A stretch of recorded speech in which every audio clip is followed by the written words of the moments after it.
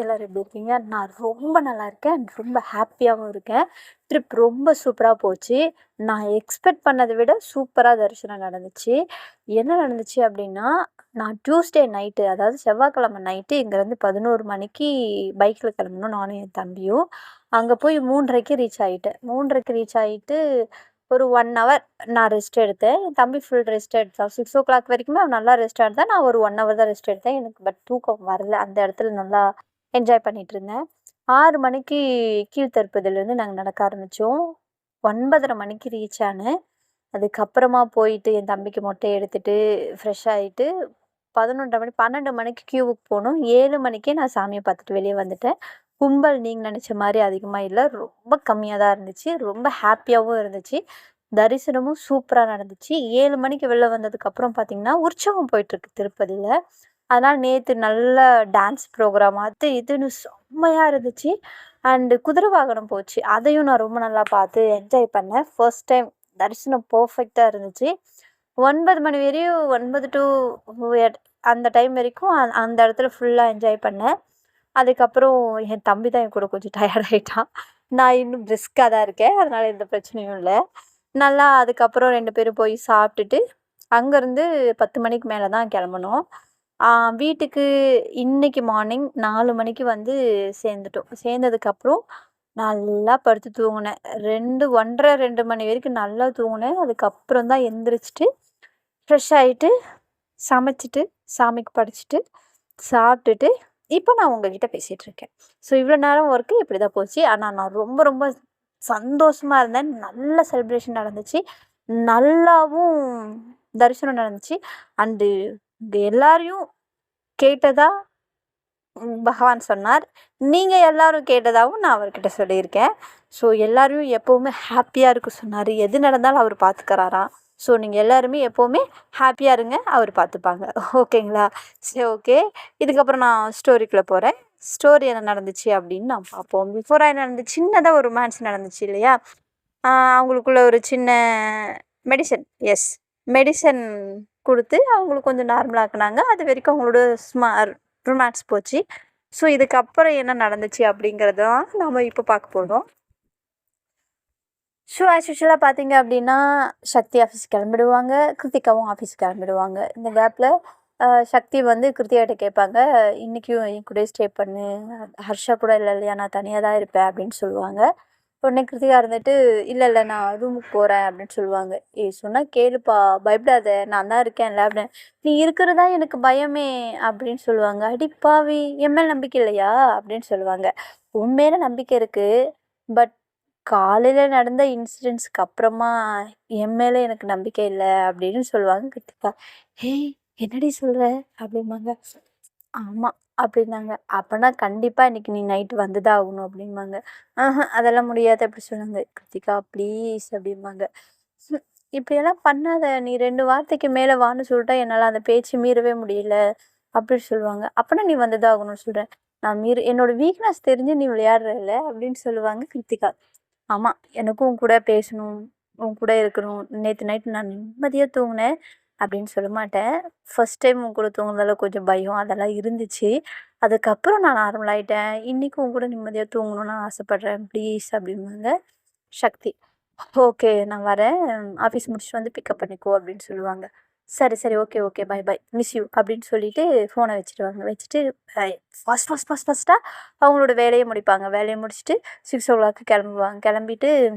கிளம்பிட்டு கால் பண்ண சொல்லுவாங்க கிருத்திகா. ஆனால் இவங்க கிளம்பிட்டு கால் பண்ண மாட்டாங்க. அவங்க ஆஃபீஸ்கிட்டே போயிட்டு தான் கீழே இருந்துட்டு கால் பண்ணுவாங்க.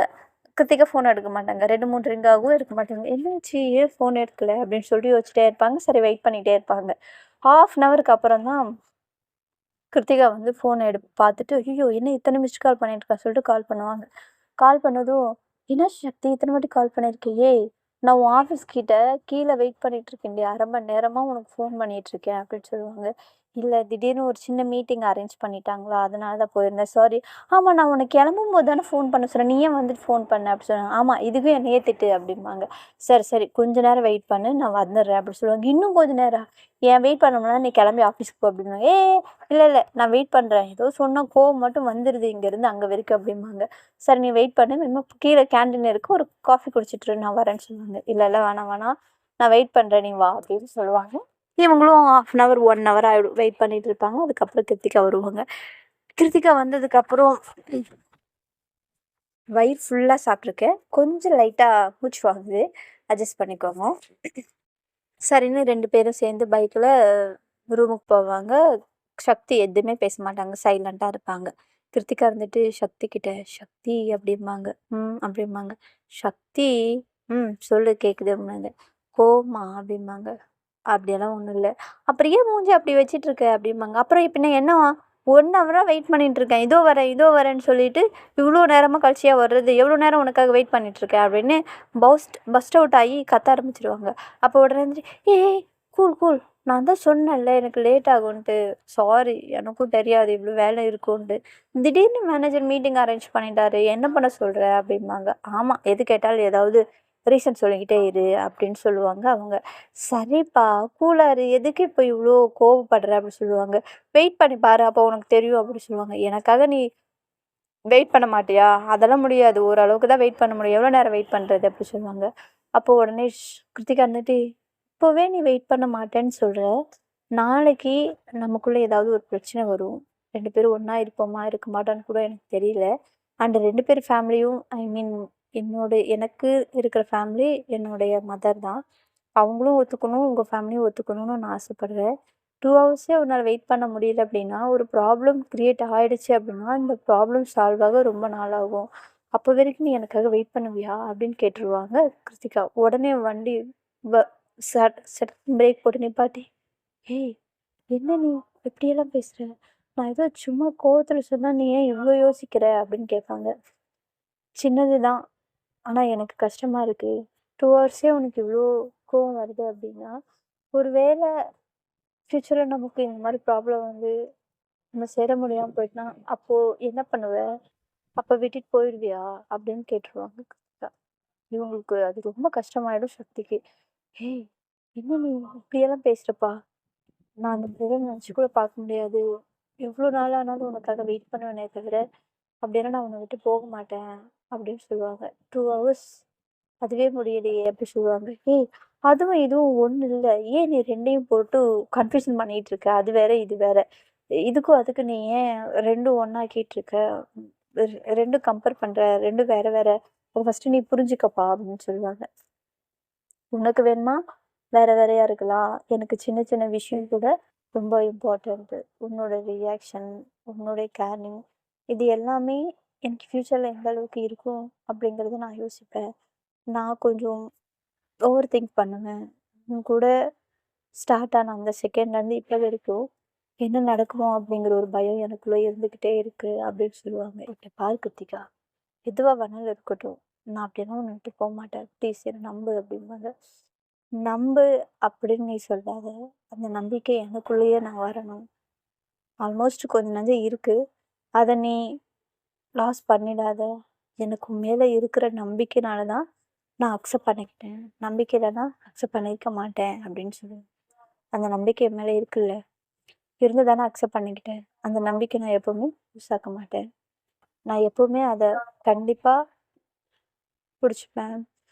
உன் நம்பிக்கைய இன்னும் இன்னும் அதிகப்படுத்துவேனே தவிர, அத லூஸ் பண்ணிக்கிற மாரி நான் ஒரு செகண்ட் கூட நான் இனிமேல் நடந்துக்க மாட்டேன்" அப்படின்னு சொல்லுவாங்க.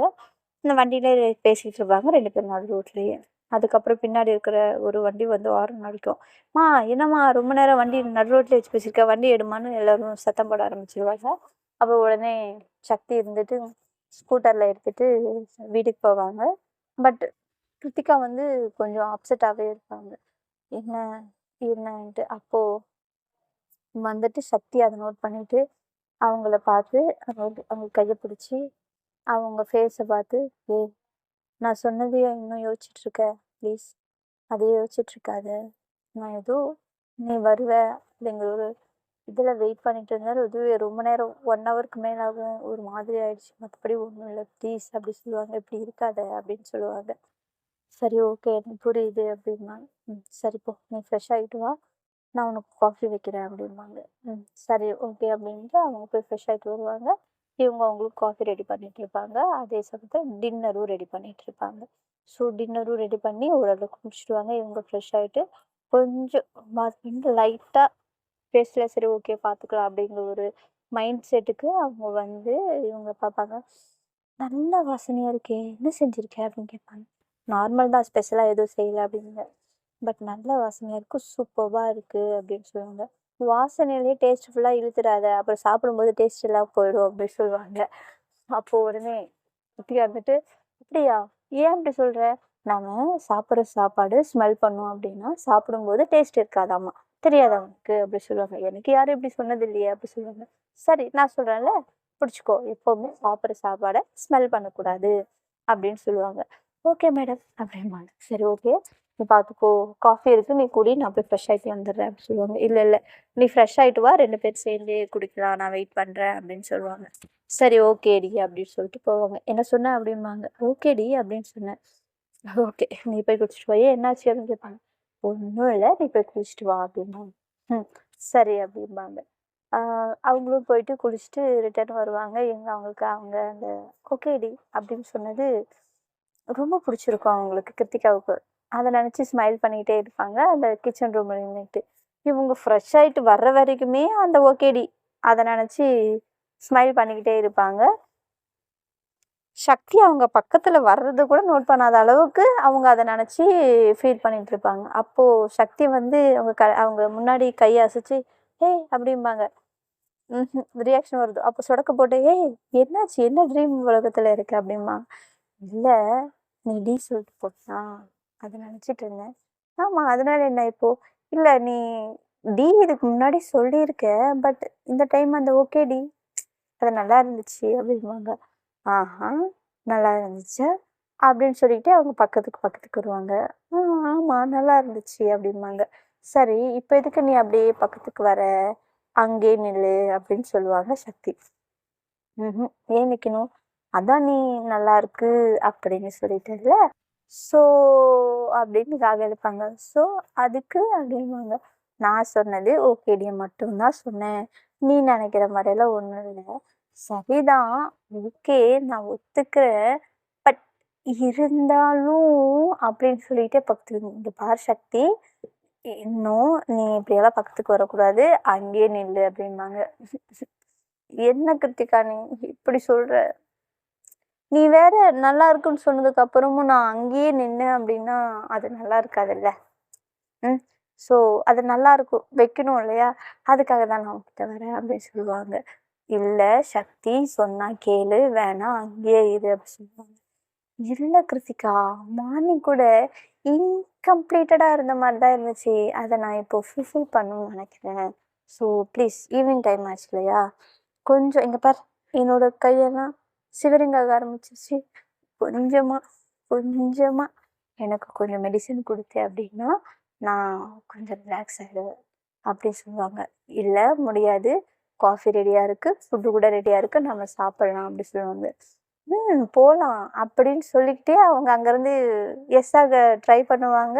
உடனே கிருத்திகா அவங்கள சக்தி வந்து அவங்கள லாக் பண்ணிடுவாங்க. லாக் பண்ணிவிட்டு எங்கே போக பார்க்குற, என்கிட்ட இருந்து நீ அவ்வளோ சீக்கிரமாக தப்பிக்க முடியவே முடியாது.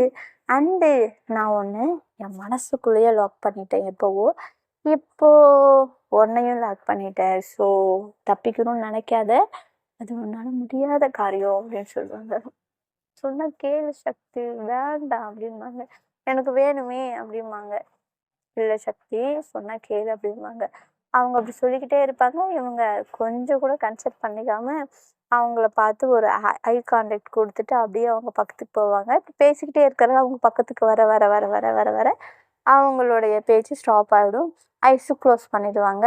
அவங்களோட கை வந்து அவங்கள லாக் பண்ணிடுவாங்க இல்லையா, சும்மா டைட்டாக அவங்க கையை பார்த்தீங்கன்னா இறுக்கி பிடிச்சிப்பாங்க, கண்ணை மூடிப்பாங்க. அவங்க அதை பார்த்து சிரிச்சுட்டு பரவாயில்ல அப்படின்ட்டு அந்த பக்கத்துக்கு போக போக போக போக அவங்களோட ப்ரீத்து சுவாச காற்று இருக்கு இல்லையா? அது வந்து அவங்களோட ஃபேஸில் படும். கிருத்திகாவோட ஃபேஸில் படும். அவ்வளோ க்ளோஸாக படுவாங்க. அவ்வளோ க்ளோஸில் போனதுக்கப்புறம் அவங்க இன்னும் டைட்டாக கண்ணை மூடிப்பாங்க. கண்ணை மூடிட்டு அப்படியே இருப்பாங்க. கொஞ்ச நேரம் இவங்க ரொம்ப பக்கத்தில் போயிட்டு அவங்களோட மூக்கை வச்சு அவங்களோட மூக்கை லேசாக உரசுவாங்க. உரசிட்டு இப்படி உரசிட்டு அவங்க கண்ணை பார்த்து காது கிட்ட போய், "கிருத்திகா, என்ன நீ இப்படி? நான் உன்கிட்ட ஆசையாக பக்கத்தில் வந்தேன். உன் ஐஸை க்ளோஸ் பண்ணிக்கிறியே, ப்ளீஸ் ஓப்பன் பண்ணு. நான் ஒரு வாட்டி அதை பார்க்கணும்." அப்படி சொல்லுவாங்க. அப்படிம்பாங்க. "இப்போ நீ ஓப்பன் பண்ணலை, நான் விடவே மாட்டேன்." அப்படி சொல்லுவாங்க. "இல்லை, முடியாது என்னால், போ." அப்படிம்பாங்க.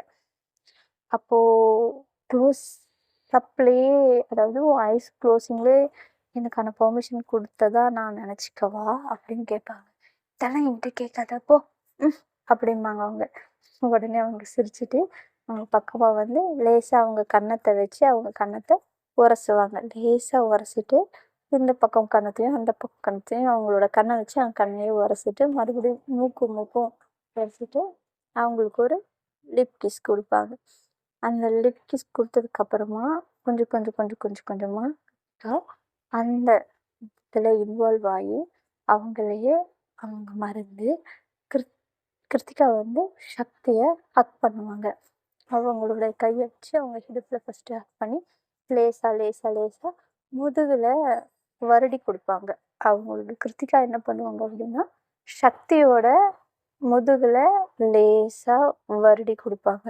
அந்த ஒரு வருடல சக்தி இன்னுமே நல்லா இன்வால்வ் ஆகி அவங்களுக்கு டீப்பாக நல்லா நல்லா கிஸ் பண்ணுவாங்க. ஸோ கொஞ்ச நேரத்துக்கு அப்புறம் 2 பேரும் கிஸ் பேக் பண்ணிப்பாங்க. 2 பேரும் அந்த முத்தத்தை அவங்களால எவ்வளோ சந்தோஷமாக அதை ஃபீல் பண்ண முடியுமோ அந்த அளவுக்கு 2 பேரும் அந்த முத்தத்தை ஃபீல் பண்ணுவாங்க. ஃபீல் பண்ணதுக்கப்புறமா 2 பேரும் விலகி வந்து ஒருத்தருக்கு ஒருத்தர் அவங்க ஃபேஸை பார்த்துட்டு ஹக் பண்ணிப்பாங்க. டைட்டாக ஹக் பண்ணிட்டு கொஞ்ச நேரம் அப்படியே இருந்து சக்தி அவங்க காதுகிட்ட சொல்லுவாங்க, "தேங்க்யூ என்னோட மெடிசன் எனக்கு கொடுத்ததுக்கு. இப்போ தான் நான் நார்மலாக இருக்கேன்." அப்படின்னு சொல்லுவாங்க. உடனே வந்துட்டு அப்படின்னு சொல்லி சிரிப்பாங்க. கொஞ்ச நேரத்துக்கு அப்புறம் 2 பேரும் ரிலாக்ஸ் ஆகி காஃபி வெயிட்டிங் அண்ட் ஃபுட்டு கூட வெயிட்டிங், போகலாமா அப்படின்னு சொல்லுவாங்க சக்தி. ஓகே அப்படின்னு சொல்லிட்டு கிருத்திகாவும் போவாங்க.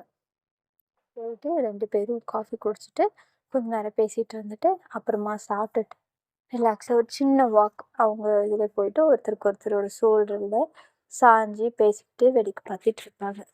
ஸோ இப்படி பார்த்துட்டே இருக்கும்போது அவங்க இருந்துட்டு கிருத்திகா அவங்கள பார்த்து சொல்லுவாங்க, இந்த வாரம் சண்டே நம்ம ஆசிரமம் போகணும், மறந்துடாத அப்படின்னு சொல்லுவாங்க. இல்லை நான் மறக்க மாட்டேன், போகலாம். நானுமே குழந்தைங்கள பார்த்து ரொம்ப நாள் ஆச்சு, போய் பார்த்துட்டு அவங்களோட கொஞ்சம் டைம் ஸ்பெண்ட் பண்ணிவிட்டு ஜாலியாக அதுக்கப்புறம் வரலாம் அப்படின்னு நான் நினைக்கிறேன் அப்படின்னு சொல்லுவாங்க. சக்தியும் சரி ஓகே, இப்போ போய் தூங்கலாமா அப்படின்னு கேட்பாங்க. கிருத்திகா, போகலாம், இப்போவே போகணுமா அப்படின்னு கேட்பாங்க. நான் ரொம்ப நேரமாக உனக்காக வெயிட் பண்ணிட்டு இருக்கேன் அப்படின்னு சொல்லுவாங்க. டக்குன்னு உடனே சக்தி, என்ன சொன்னேன் அப்படின்னு கேட்பாங்க. நான் எதுவும் சொல்லலையே. இப்போ எதுவும் சொன்னேன் அப்படின்னு கேட்பாங்க. இல்லை நான் எதுவும் சொல்லலை அப்படிம்பாங்க. இல்லை ஏதோ சொன்னோம், ஏதோ வெயிட் பண்ணுறேன் அப்படின்னு சொன்ன மாதிரி இருந்துச்சு அப்படின்பாங்க. அந்த மாதிரிலாம் எதுவும் இல்லை அப்படின்னு சொல்லுவாங்க.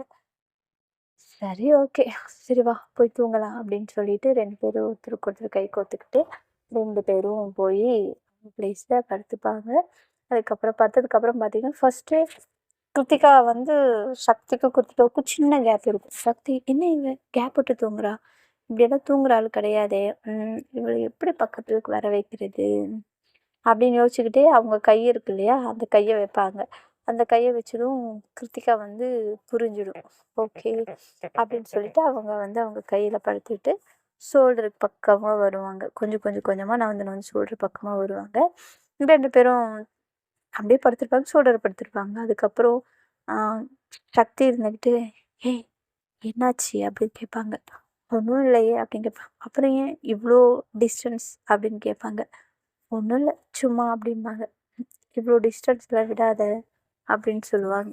"ஏன்?" அப்படின்னு கேட்பாங்க. "டிஸ்டன்ஸ் வச்சா உள்ளே என்னென்னமோ பண்ணுது, கஷ்டமாக வேற இருக்குது" அப்படின்னு சொல்லுவாங்க. கஷ்டமாக இருக்கா? ஏன் கஷ்டமாக இருக்குது? இல்ல, உள்ள இருக்கிறவன் என்ன சொல்றான்னா, "அவ டிஸ்டன்ஸ விடாம நீ ஏன் பார்த்துக்க மாட்டேங்கிற? அவ டிஸ்டன்ஸ் விட்டா, நீ அத கவர் பண்ணு" அப்படின்னு சொல்றான். ஓகே. சொல்றான்னா கவர் பண்ணிக்க வேண்டியதானே! சொல்றான் தான். ஆனா, அவன் டிஸ்டன்ஸ மட்டும் கவர் பண்ண சொல்லல. உன்னையும் சேர்த்து கவர் பண்ண சொல்றான் அப்படின்னு சொல்லுவேன். "ஏய்! உன் மைண்டு என்னென்ன வேலை பாக்குது பாரு" அப்படின்னு சொல்லுவாங்க. ஆமா. அப்புறம் நீ டிஸ்டன்ஸ் குடுத்தேன் அப்படின்னா, இப்படிதான் யோசிக்கும் அப்படின்னு சொல்லுவாங்க சக்தி.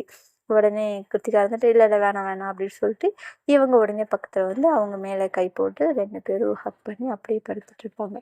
அப்போ சக்தி சொல்லுவாங்க, "அ கிருத்திகா, ம் என்ன?" "கிருத்திகா, சொல்லு கேட்குது" அப்படிம்பாங்க. "இல்ல, ஏன் நாம மேரேஜ்க்கு முன்னாடி ஒரு ரிஹர்சல் பார்க்கக்கூடாது" அப்படிம்பாங்க. "ஏய்! ஷோ பிச்சிருவேன் பிச்சி" அப்படிம்பாங்க. "என்னடி எப்போ எது கேட்டாலும் அதுக்கு ஒரு முட்டுக்கட்டை போட்டுட்டு இருந்தா எப்படி? ஏதாவது ஒரு இடத்துல இறங்கி வாயேன்" அப்படிம்பாங்க. "ஆஹா அதெல்லாம் முடியவே முடியாது. பேசாம தூங்கு. நாளைக்கு ஆஃபீஸ் வேற போகணும்" அப்படிம்பாங்க. இப்படியே சொல்லிட்டு இருந்தா எப்படி கிருத்திகா? எனக்குள்ள இருக்கிறவன் கம்முனே இருக்க மாட்டேங்கிறான். சேட்டை பண்றான் அப்படின்னு சொல்லுவாங்க. "அவன 4 தட்டி தட்டி தூங்க வை" அப்படின்னு சொல்லுவாங்க. "ஏய்! என்ன பார்த்தா உனக்கு பாவமா இல்லையா?" அப்படின்னு கேட்பாங்க. "இல்லவே இல்ல." "இப்படி சொன்னா எப்படி?" "அப்படி சொன்னா அப்படிதான். இல்லன்னா இல்லதான்.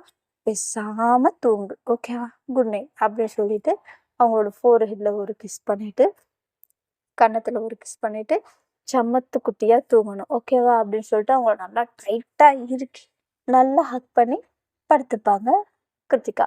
அதே மாரி சக்தியும், "இன்னைக்கு அவ்வளோதானா? என்னத்த பண்றது? ஒண்ணும் வேக மாட்டேங்குதே" அப்படின்னு நெனச்சுட்டு அவங்களும் படுத்து தூங்கிடுவாங்க. ஸோ, அவங்களும் படுக்க தூங்க ஸ்டார்ட் பண்ணிட்டாங்க. நீங்களும் ஸ்டோரி கேட்டுட்டு நல்லா படுத்து தூங்குங்க. மீதி ஸ்டோரிய நாளைக்கு பார்க்கலாம். அது வரைக்கும் நெக்ஸ்ட் என்ன அப்படிங்கிறதுக்காக வெயிட் பண்ணுங்க. ஸ்டோரி எப்படி இருக்கு? என்னோட என்ஜாய்மெண்ட் எப்படி நான் சொல்லியிருக்கேன். நீங்க ஏதாவது கேட்கணும் அப்படின்னு நினச்சினாலும் மறக்காம கமெண்ட்ல கேளுங்க. கண்டிப்பா ஆன்சர் பண்றேன். அண்ட் ஸ்டோரி பிடிச்சிருந்தா ப்ளீஸ் லைக் பண்ணுங்க, ஷேர் பண்ணுங்க, கமெண்ட் பண்ணுங்க. ரொம்ப பிடிச்சிருந்துச்சு அதே மாரி அதே மாதிரி இந்த ரேகாவையும் பிடிச்சிருந்துச்சு அப்படின்னா, சப்ஸ்கிரைபும் சேர்த்து பண்ணுங்க. நம்ம எல்லாரும் ஒரே ஃபேமிலியா ஒண்ணா ஜேர்னிய என்ஜாய் பண்ணி பண்ணுவோம். ஸ்டோரி அப்படிங்கிற ஜேர்னில நல்லாவே என்ஜாய் பண்ணுவோம். அண்டு ஒருத்தவங்க கேட்டிருந்தாங்க, "ஏன் எப்போ பார்த்தாலும் யங்கர்ஸ்ட்டாவே சொல்லிட்டு இருக்கீங்க? 40+ சொல்லுங்க" அப்படின்ட்டு. ஓகே. உங்களுடைய கோரிக்கைய நான் அக்செப்ட் பண்ணிக்கிறேன்.